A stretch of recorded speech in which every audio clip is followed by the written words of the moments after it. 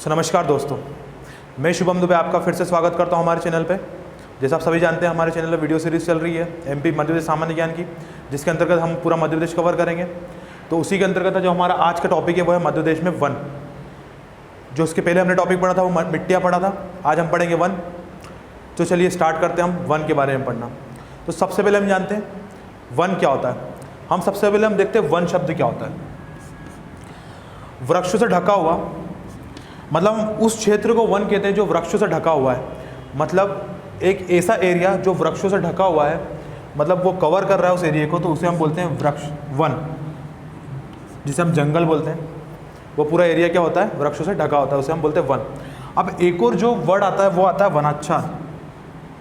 वनाच्छादन मतलब इसे हम बोलते हैं फॉरेस्ट कवर। फॉरेस्ट कवर क्या होता है? फॉरेस्ट कवर वो होता है कुल क्षेत्र का 10 या अधिक प्रतिशत, मतलब जो कुल क्षेत्र है, मतलब हमारा जो भी हेक्टेयर है या कुल क्षेत्र है, उसका 10% भाग से अधिक, 10 या 10% भाग से अधिक वन वहाँ पर उपस्थित है, मतलब पेड़ पौधे उपस्थित है, तो वो कहलाता है फॉरेस्ट कवर एरिया, मतलब वो फॉरेस्ट कवर के अंतर्गत आ जाता है। अब मैं एक और बात करता हूँ वृक्ष छत्र की, इसे हम बोलते हैं फॉरेस्ट कैनोपी। फॉरेस्ट कैनोपी वो शब्द होता है, मतलब वृक्ष छत्र वो शब्द होता है। इसमें क्या होता है वृक्ष छत्र में, मतलब वैसा जंगल, मैं सीधी एकदम सरल भाषा में बोलूँ तो उस प्रकार का जंगल जिसमें जब सूर्य की किरण पड़ती है तो वो उसको जड़ तक नहीं जाने देती, मतलब एकदम घना जंगल जिसे बोलते हैं, सूर्य की किरणें उसके जड़ तक नहीं पहुंच पाती, उसे हम बोलते हैं वृक्ष छत्र, मतलब फॉरेस्ट कैनोपी।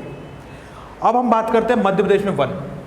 सर्वाधिक वन वाला क्षेत्र है, राज्य है ये, हमारे यहाँ सबसे अधिक वन पाए जाते हैं, वनाच्छादित राज्य है मध्य प्रदेश। उसकी बात करता हूँ, देश के कुल रिकॉर्डेड वनों का लगभग 12.44% अपने पास हिस्सा है, मतलब जो कुल हमारे वन है उसमें से 12.44% वन मध्य प्रदेश में पाए जाते हैं। तो अब हम देखेंगे कि जो वनों का विवरण है वो हमारे इसमें क्या है, असमान है। मध्य प्रदेश में जो वनों का विवरण है वो क्या है, असमान है। अब हम देखते हैं वन स्थिति रिपोर्ट 2017, मतलब जो 2017 में सरकार ने जारी की है हमारे यहाँ की वन स्थिति रिपोर्ट, उसके बारे में एक गौर नज़र डालते हैं। ये याद रखने लायक है क्योंकि ये कहीं एग्जामों में पूछा जाता है कि इस रिपोर्ट के अनुसार क्या है। अब रिकॉर्डेड वन क्षेत्र देखते हैं हम। जो रिकॉर्डेड वन क्षेत्र है वो है 94,690। तो इतने वर्ग किलोमीटर में हमारा वन क्षेत्र पाया जाता है, रिकॉर्डेड वन क्षेत्र इतना पाया गया। तो ये हमारे देश का कितना, मतलब हमारे प्रदेश का कितना हिस्सा है, तो ये 30.72% हिस्सा ये है। आप देखते हैं कुल वन क्षेत्र, जो कुल वन क्षेत्र है हमारे यहाँ वो है 77,414, मतलब 77,414 वर्ग किलोमीटर में फैला हुआ है हमारा वन क्षेत्र। तो ये इसीलिए हमारा जो मध्य प्रदेश है वो प्रथम स्थान पे, मतलब देश में प्रथम है। हम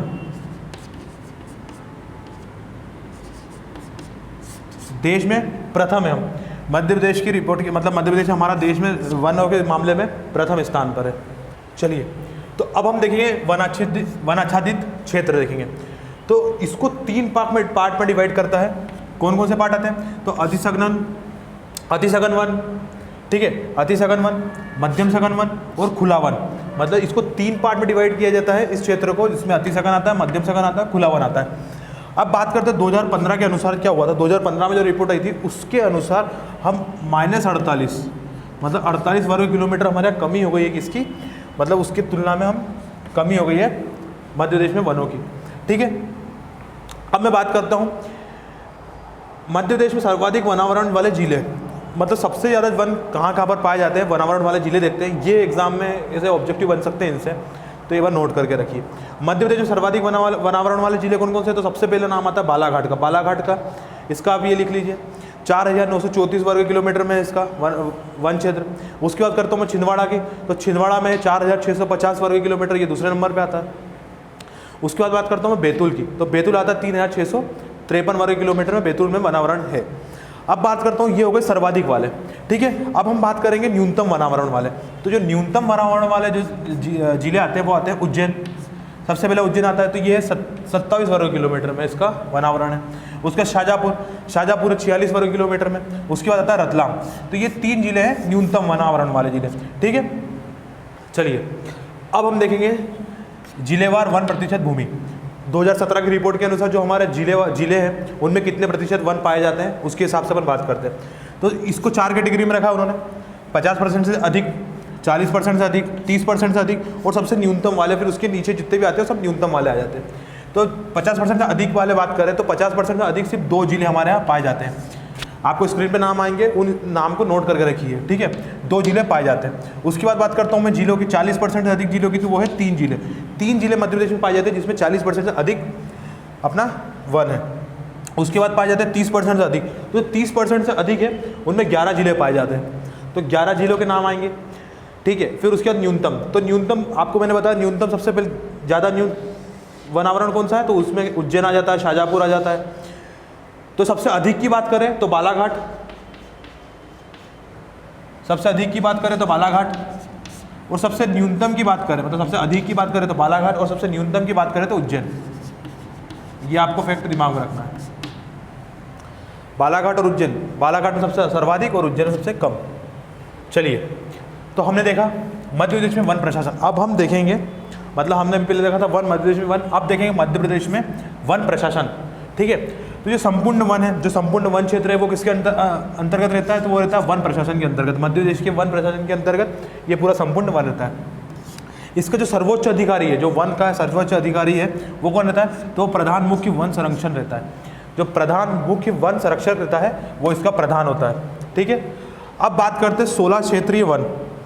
जो हमारे यहाँ पर जितने भी मध्य प्रदेश में जितने वन हैं, तो वो कितने हैं, 16 क्षेत्रीय वन है हमारे यहाँ। हमारे यहाँ पर 16 क्षेत्रीय वन है। उसके बाद 62 क्षेत्रीय वन मंडल है। हमारे कितने, 62 क्षेत्रीय वन मंडल है, ठीक है। अब पहली वन नीति कब आई थी, जो पहली वन नीति थी हमारे यहाँ की, वो आई थी 1952 में। जो मध्य प्रदेश की पहली वन नीति थी वही थी 1952 में। जो दूसरी वन नीति आई थी वही थी 2005 में। तो दो साल आपको याद रखना है, 1952 और 2005, ये दोनों नीति आपको याद रखना है कब कब आई थी। चलिए, अब हम बात करेंगे हमारे मध्य प्रदेश में 925 वन ग्राम है, ठीक है। उसमें से जो 98 वन ग्राम है वो राष्ट्रीय उद्यानों में, उद्योगों में, यहां पर है। जो 98 वन ग्राम है कहां पर है, राष्ट्रीय उद्यानों में है, राष्ट्रीय उद्यानों में, अभ्यारण्यों में, ठीक है, उद्यानों में, फिर अभ्यारण्यों में,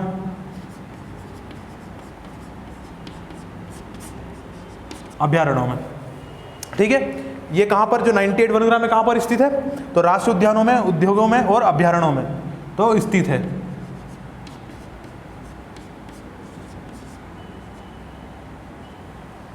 ठीक है। ये सब आप नोट कर लीजिए अच्छे से। चलिए, हम देख रहे हैं मध्य प्रदेश में वन, तो जो इसके अंतर्गत आते हैं, मतलब इसके मध्य प्रदेश के वन विकास आते हैं, मतलब इसके जो डिविजन्स आते हैं, उस डिवीजन का ऑफिसर कौन होता है। अब अपन विभाग के ऑफिसर और किसके अंतर्गत रहते हैं अपन ये देखेंगे। सबसे पहले मैं बात करता हूँ मध्य प्रदेश वन विकास विभाग की। तो इसमें कितना होता है, तो 1 होता है, और जो इसका ऑफिसर होता है वो कौन होता है, PCCF। तो ये आपको फुल फॉर्म इसका पता होना चाहिए PCCF का। तो इसका होता है principal chief conservator of forest, ठीक है, principal chief conservator of forest. अब मैं बात करता हूँ वनव्रत की। तो वनव्रत में कितने होते हैं, 16। इसका जो ऑफिसर होता है वो कौन होता है, वो होता है CCF। इसका जो है चीफ कंजर्वेटर ऑफ फॉरेस्ट, ठीक है, चीफ कंजर्वेटर ऑफ फॉरेस्ट। मैं बात करता हूँ वन मंडल की। तो वन मंडल में कितने आते हैं, 62 आते हैं। वन मंडल में आते हैं 62, और इसका कौन होता है, DFO। इसका कौन होता है, DFO। इसका जो ऑफिसर होता है DFO होता है। तो DFO कौन होता है, DFO का फुल फॉर्म देखेंगे अपन, डिविजनल फॉरेस्ट ऑफिसर। कौन होता है, डिविजनल फॉरेस्ट ऑफिसर।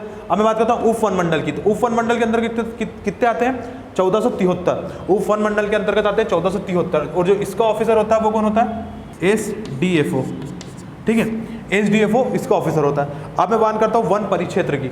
अब किसकी बात करेंगे अपन, वन परिक्षेत्र की। तो इसे कितने होते हैं, 1871 इसके अंदर होते हैं। और इसका जो होता है वो होता है रेंजर, ठीक है, रेंजर होता है इसका। अब बात करूं मैं सहायक वन परिक्षेत्र की। तो सहायक वन परिक्षेत्र में होते हैं 8,286। कितने होते हैं, 8,286 इसके अंतर्गत आते हैं। और इसको जो ध्यान रखने वाला होता है वो होता है डिप्यूटी रेंजर। कौन होता है, डिप्यूटी रेंजर। अब मैं बात करूंगा वनव्रत की।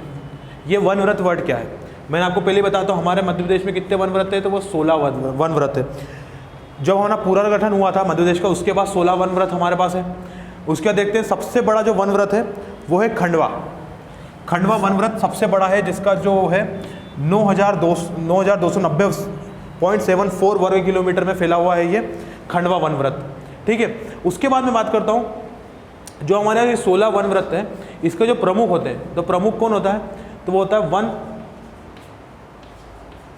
वन संरक्षक प्रमुख होता है इसका। कौन प्रमुख होता है? तो वन संरक्षक इसका प्रमुख होता है। अब 3 सर्वाधिक बड़े बड़े वन व्रत पाए जाते हैं हमारे यहाँ। कौन कौन से पाए जाते हैं? तो वो है खंडवा, जबलपुर, रीवा, ये सबसे बड़े सर्वाधिक वन व्रत है 16 में। अब मैं बात करता हूँ सबसे छोटों की। सबसे जो छोटे पाए जाते हैं वो होशंगाबाद, उसके बाद आता है इंदौर के बाद आ जाता है अपना बैतूल। ये सबसे बड़े वन व्रत है, तो ये सबसे छोटे वन व्रत है, ये 3। चलिए, इसके पहले हमने देखा वन व्रत, अब देखते हैं वन मंडल।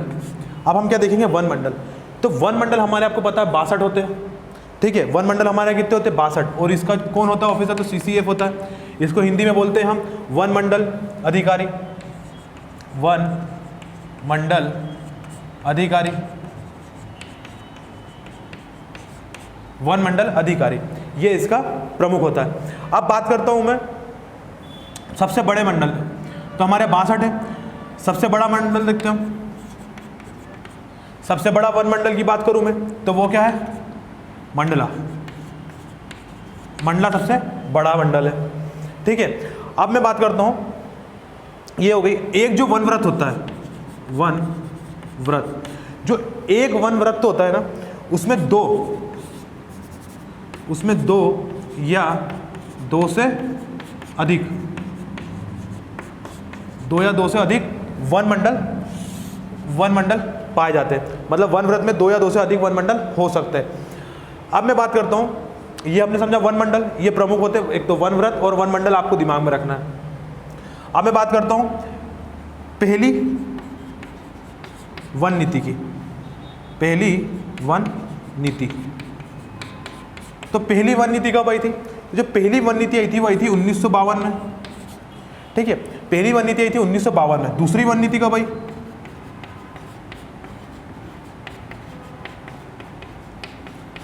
जो दूसरी वन नीति आई थी वो आई थी 4 अप्रैल 2005 में। कब आई थी ये डेट याद रखना, 4 अप्रैल 2005 को हमारी जो आई थी, तो 4 अप्रैल 2005 हो गया, उस समय हमारी दूसरी वन नीति आई थी और पहली वन नीति आई थी 1952 में। दोस्तों, ऐसी और वीडियोस के लिए अभी सब्सक्राइब कीजिए MP परीक्षा चैनल को और बेल आइकन दबाना ना भूलें। और अगर आप किसी भी एग्ज़ाम की तैयारी कर रहे हैं तो अभी डाउनलोड करें परीक्षा ऐप।